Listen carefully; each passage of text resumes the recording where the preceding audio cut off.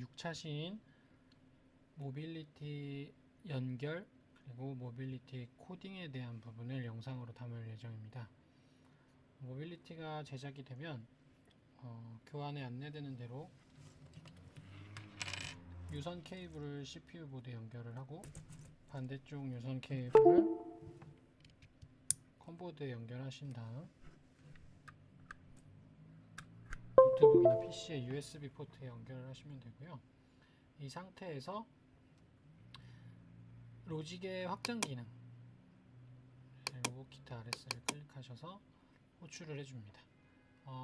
스프라이트는 사용하지 않을 거기 때문에 이렇게 작게 만들어 줄 거고, 유선으로 연결된 상태에서 주황색 연결 버튼을 클릭을 하시고, 컴보드는 PC나 노트북의 환경에 따라서 그 번호가 다를 수 있거든요. 혹시 혼동되신다면 다른 USB 기기들을 다 제거하신 다음에 하나만 남겨놓고 사용을 하시면 될 것 같습니다. 연결하기 버튼을 누르면 연결됨 이라고 나오고, 편집기로 이동을 하셔서 안내해드린 대로 최초 1회는 펌웨어를 최신 버전으로 올려줍니다.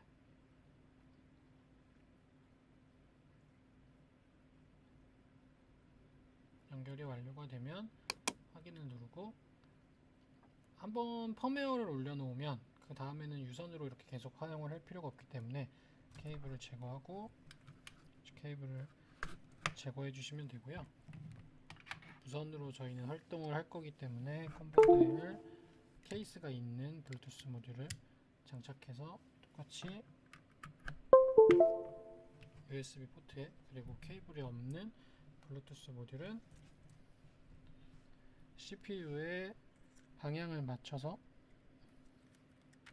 조립을 해주면 됩니다. 조립이 완료가 되면 다시 PC로 돌아와서 주황색 버튼을 눌러서 연결 버튼을 클릭해 주시면 되고요. 이렇게 되면 무선으로 PC와 모빌리티 연결이 완료가 됩니다.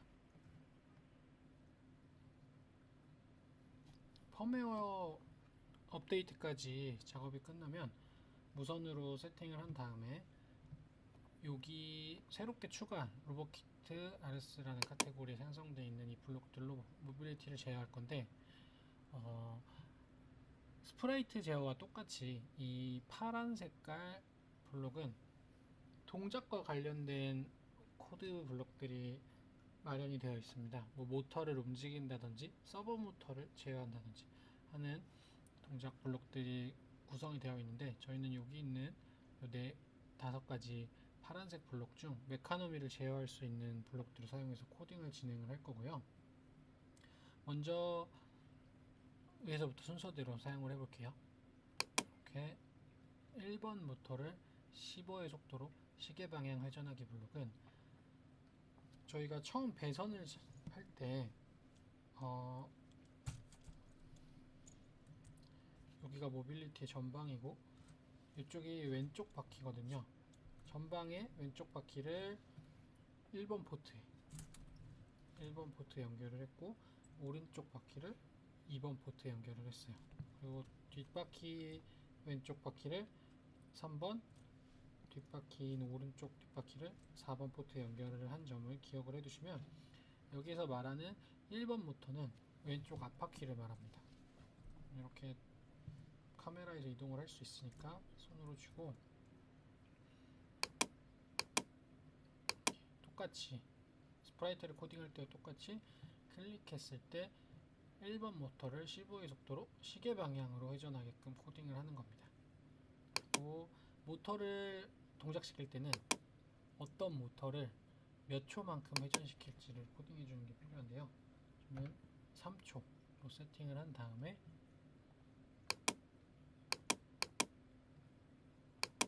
정지까지 하겠습니다. 그러면 깃발을 누르면 이렇게 1번 모터가 시계 방향으로 회전하는 걸 볼 수 있어요. 3초 동안.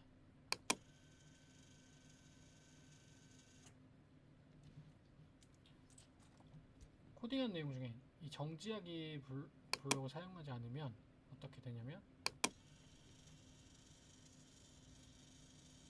3초가 지나도 계속하게 동작을 하게 되는데요.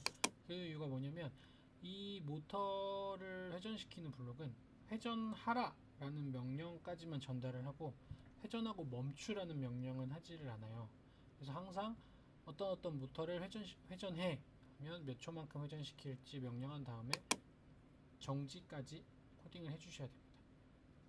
요 원리를 이용하면 저희 모터 4개 있잖아요. 그러면 이렇게 복사를 해서 1번, 2번, 3번, 4번 모터를 모두 3초 동안 시계 방향으로 회전을 할 수 있겠죠. 이 모든 모터들을 3초 후에는 정지를 시키는 겁니다. 그래서 동작을 시켜보면 4개의 모터가 3초 동안 모두 돌아가는 걸 볼 수 있죠. 이 모빌리티를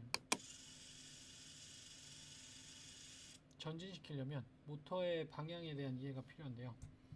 이쪽이 앞쪽이고 앞바퀴 1번 모터는 이쪽 이렇게 회전을 해야 모빌리티가 앞으로 이동을 하겠죠. 이 방향은 화면에 어떻게 보이실지 모르겠는데 시계 반대 방향입니다. 그러면 1번 모터는 시계 반대 방향, 그리고 2번 모터는 앞쪽으로 회전을 하려면 시계 방향으로 회전을 해야 돼요.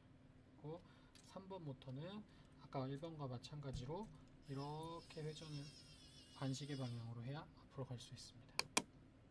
이렇게 놓고 3초 동안 한번 이동을 시켜볼까요? 모빌리티가 3초 동안 앞으로 가는 걸 확인하실 수 있겠죠. 이 내용을 그대로 변경을 하면 아까 시계 반대 방향으로 돌던 내용은 시계 방향으로 돌던 내용을 시계 반대 방향으로 뒤바꿔주면 위치에 있던 모빌리티가 후진하는 모습을 볼 수 있겠죠. 이 원리를 이용해서 전진, 후진, 회전, 좌회전, 우회전 혹은 좌로 이동, 우로 이동 등의 활동을 할 수 있고, 이 내용들을 하나하나 학생들과 수업 시간 내에 진행을 해보시면 바퀴 번호, 모터 번호에 대한 이해라든지 메카노밀의 어떤 바퀴가 어떻게 회전을 해야 동작을 할 수 있는지를 모두 학습을 할 수 있을 것 같아요. 이렇게 하나하나의 모터를 제어하는 방법도 물론 있는데 동작을 한번 할 때마다 4개의 명령어 블록이 움직여야 되니 굉장히 번거롭죠. 이걸 개선하기 위해서 만들어진 블록이 이렇게 2개씩 짝지어진 블록인데요. 1번, 2번, 3번, 4번이 하나의 세트로 만들어져 있습니다. 근데 여기에 이 블록들은 앞으로 이동, 뒤로 이동, 회전, 정지 이렇게 명령어가 만들어져 있어요. 아까처럼 시계 방향이나 반시계 방향을 선택할 필요 없이 1번, 2번 앞쪽 양쪽 바퀴를 앞으로, 3번, 4번 뒤쪽 바퀴를 앞으로 이동 이렇게 코딩을 해주면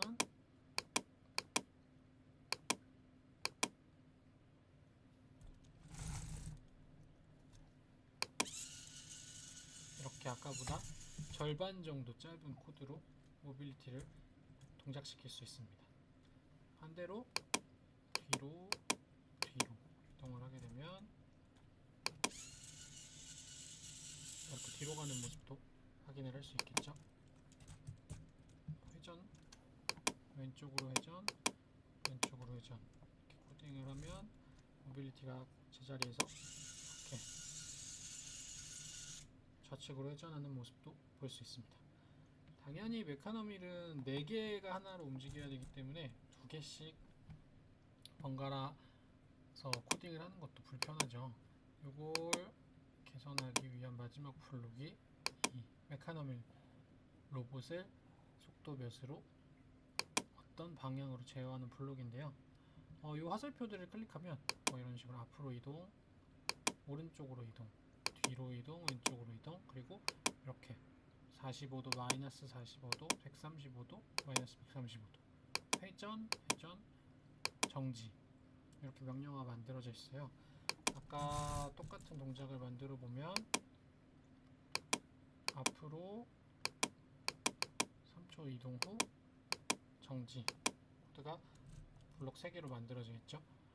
깃발을 누르면 이렇게 3초 동안 움직이는 코드가 만들어집니다. 메카노밀의 특징을 볼 수 있는 우측으로 이동 3초를 했다가 다시 좌측으로 3초를 이동하게끔 하는 코드를 만들면 이런 식으로 오른쪽으로 이동, 왼쪽으로 이동, 정지까지 동작을 할 수 있게 됩니다. 이런 코드들을 이용해서 다양한 활동들을 할 수 있겠죠. 교환해서 제공하는 사각형으로 주행을 한다든지 다이아몬드 방향으로 주행을 한다든지 하는 활동들을 진행을 할 수 있고요. 이거는 이 블록들을 배치를 하면 누구나 쉽게 만들 수 있는 부분이니까 영상에선 생략을 하고 교환에 나와 있는 이벤트 블록으로 조종기 만들기 실습을 한번 진행을 해볼게요. 이벤트 블록에 스페이스 키를 눌렀을 때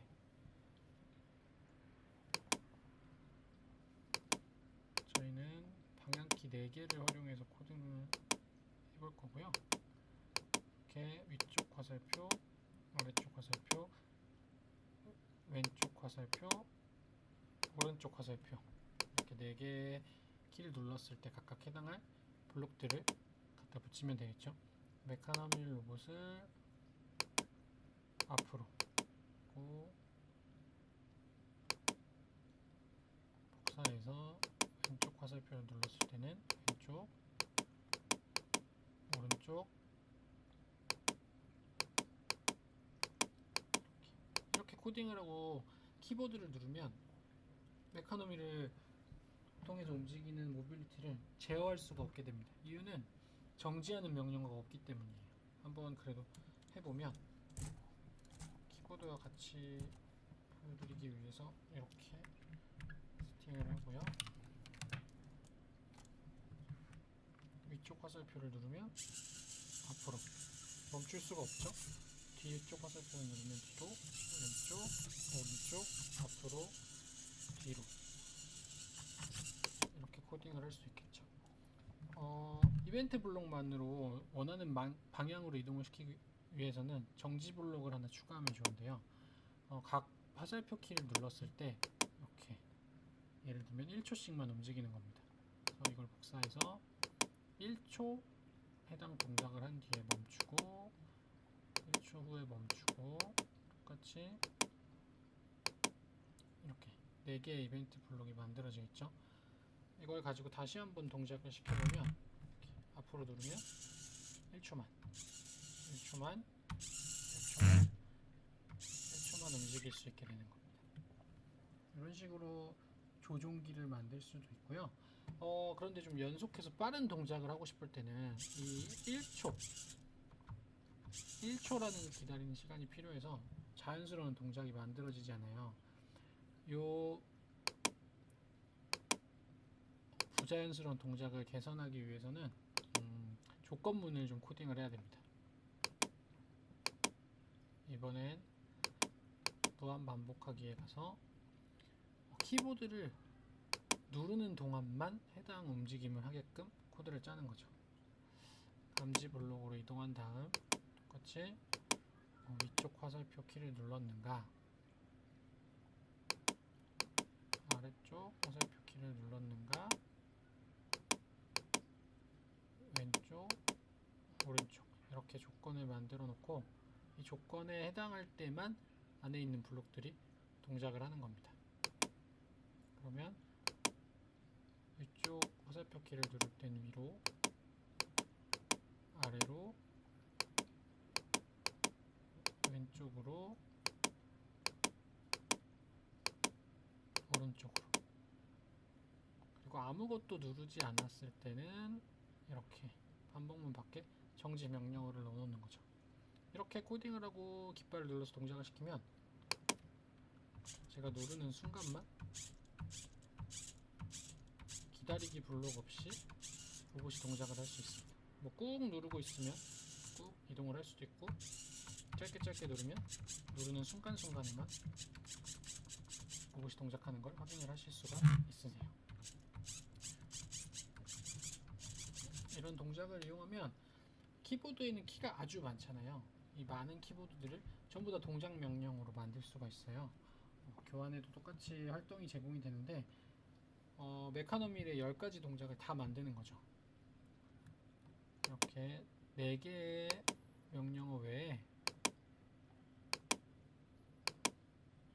키보드에 저는 키보드를 좀 잘 보이게 놓고 W, A, S, D 키를 조종기로 만들어 볼게요. W, A,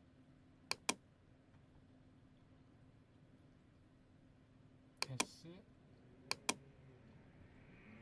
D 그리고 각 명령어에 이렇게